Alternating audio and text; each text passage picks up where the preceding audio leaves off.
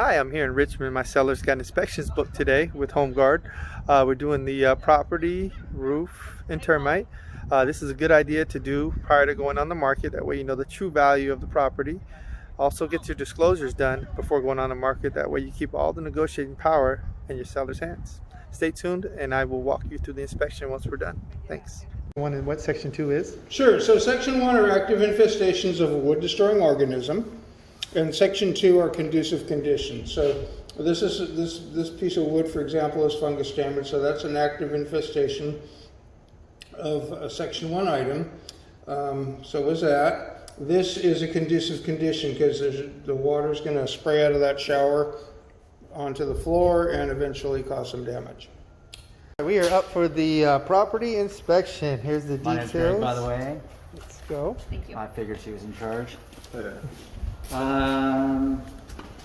So all these photos I'm going to show you are going to be on the report. Next to it's going to be full descriptions. Lower down is going to be less important information about the place. It's just driveway, just the cracks that create a trip hazard. This actually is, you probably have seen it, but the front of the foundation wall here, you've got a crack here. And then I'll get to, well, let me fast forward to the other ones. There's also one here where the addition is, and then you've also got this little horizontal guy. Sorry, it's not so hard today. With cracks, typically the horizontal guy. Do you know anything about the crack or cracking a foundation? No. Okay. So when you're getting vertical ones, horizontal ones are normally the ones that are considered a little bit worse. Sometimes it's because the rebar is too close to the outside edge. These really aren't as bad as I thought they were going to be. I couldn't even see them from the inside. They're on the outside. So, I mean, if you want to look at them, they're over here and on the other side. Recommendation on my report is you can have a foundation person take a look at it, give you a second opinion. I don't really think these are a structural thing. For you, if you're getting into flipping, the fix for these is, one, you just want to seal them. You want to seal them, you don't want the rebar inside getting moisture. As soon as the moisture hits that rebar, it's going to cause damage. It's going to start to get worse. What do you seal it with? You could, I mean, you could caulk it, you could use concrete, you can, there's a number of things you could patch it with. Gotcha. But the idea is you're trying to keep moisture from getting in there. Understood.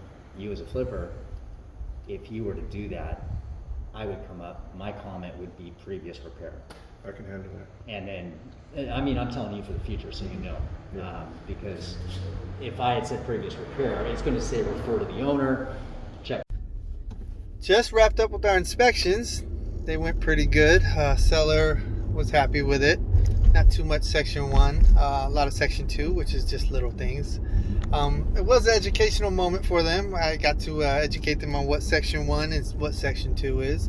If you don't know, section 1 is structural safety, health hazards, things that like plumbing, electrical, termites,